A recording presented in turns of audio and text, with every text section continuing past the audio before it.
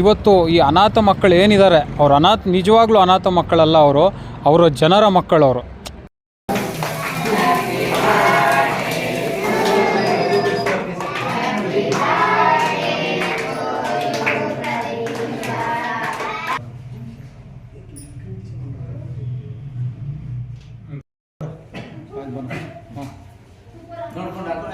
ಇವತ್ತು ಜನಪ್ರಿಯ ನಾಯಕರು, ಜನಮೆಚ್ಚಿದ ನಾಯಕರಾದಂತಹ ನಮ್ಮ ಪ್ರದೀಪ್ ಈಶ್ವರಣ್ಣನವರ ಹುಟ್ಟುಹಬ್ಬ ಆಚರಣೆ ನಾವು ಸರಳವಾಗಿ ಆಚರಿಸ್ತಾ ಇದ್ದೀವಿ.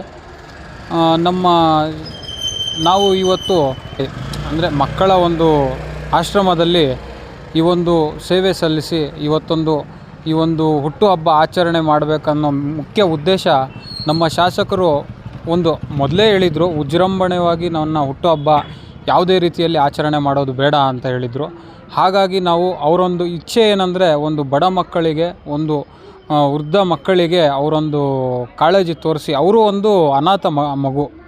ಅನಾಥ ಮಗುವಾಗಿ ದೇವರವ್ರಿಗೆ ಆಶೀರ್ವಾದ ಮಾಡಿ ಮೆಟ್ಟಿಲೇರಿಸಿ ಇವತ್ತು ಅವರು ಚಿಕ್ಕಬಳ್ಳಾಪುರ ಕ್ಷೇತ್ರಕ್ಕೆ MLA ಆಗಿದ್ದಾರೆ ಅಂದರೆ ಅದು ನಾವು ಜನ ಮೆಚ್ಚುವ ಮಾತು.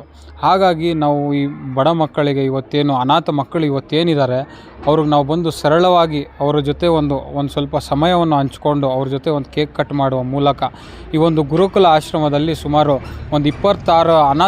26 ಜನ ಅನಾಥ ಮಕ್ಕಳು ಇರೋದ್ರಿಂದ ನೋಡಿ ನಾವು 26 ಜನ ಮಕ್ಕಳಿಗೆ ನಮ್ಮ ಕೈಯಲ್ಲಾದಷ್ಟು ಒಂಥರ ಉಡುಗೊರೆ ಥರ ನಮ್ಮ ಶಾಸಕರ ಹುಟ್ಟುಹಬ್ಬಕ್ಕೆ ಉಡುಗೊರೆ ಥರ T-ಶರ್ಟನ್ನು ಕೊಡುವ ಮೂಲಕ ನಾವು ಈ ಹುಟ್ಟುಹಬ್ಬವನ್ನು ಸರಳವಾಗಿ ಆಚರಣೆ ಮಾಡಿಕೊಂಡ್ವಿ. ಇವತ್ತು ನಮ್ಮ ಶಾಸಕರು ಅನಾಥ ಮಗುವಾಗಿ ಎಲ್ಲೋ ಶಾಸಕರಾಗಿ ನಿಂತಿರುವುದು ನಮಗೆ ಎಕ್ಸಾಂಪಲ್ ಅಂತ. ಇವತ್ತು ಈ ಅನಾಥ ಮಕ್ಕಳು ಏನಿದ್ದಾರೆ ಅವರು ನಿಜವಾಗ್ಲೂ ಅನಾಥ ಮಕ್ಕಳಲ್ಲ, ಅವರು ಜನರ ಮಕ್ಕಳವರು.